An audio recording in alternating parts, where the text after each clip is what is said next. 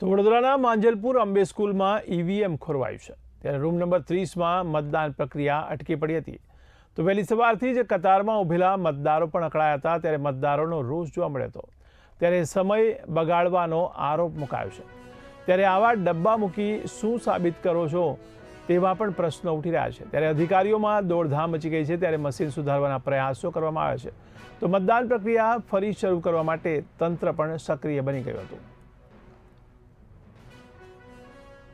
मन है અને મને બહાર જવાનું છે તો હું અહીંયા સાંજે 7 વાગ્યા સુધી આવી શકું એમ નથી એટલે મેં વિચાર્યું કે સવારમાં વહેલા આવીને જઈ આવું વોટિંગ કરવા બટ અત્યારે મશીન બંધ છે ને હવે મારો ટાઈમ થઈ ગયો છે મારે બહાર જવાનું છે તો હું નહીં કરી શકું voting। તમે તો ફરજ નિભાવવા માટે માનો તંત્રની ભૂલથી તમે મતદાનથી વંચિત રહેશો।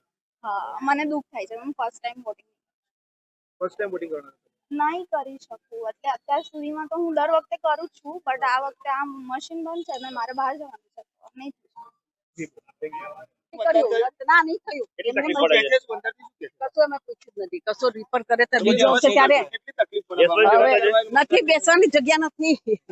એવું જ કહું છું કે જે મશીન મૂક્યું છે બરાબર નથી અને ચાલતું નથી જેના લીધે લોકોનો સમય બગડી રહ્યો છે। લોકો એટલા ઉત્સાહથી વોટ કરવા માટે આવેલા છે તો એના માટે જે તે અધિકારીઓએ પોતાની જવાબદારી પ્રમાણે અહીંયા આયોજન કરવું જોઈએ। શરૂઆતથી જ હજી એક પણ વોટ પડ્યો નથી। હા હું 7 વાગ્યાનો લાઈનમાં ઉભો છું નથી થયું। મારું નામ ગોવિંદભાઈ છે હું વોટ આપવા માટે આવ્યો છું। હું એક ધંધાદારી વ્યક્તિ છું બિઝનેસમેન છું છતાં બી સમય બગાડીને આવ્યો છું।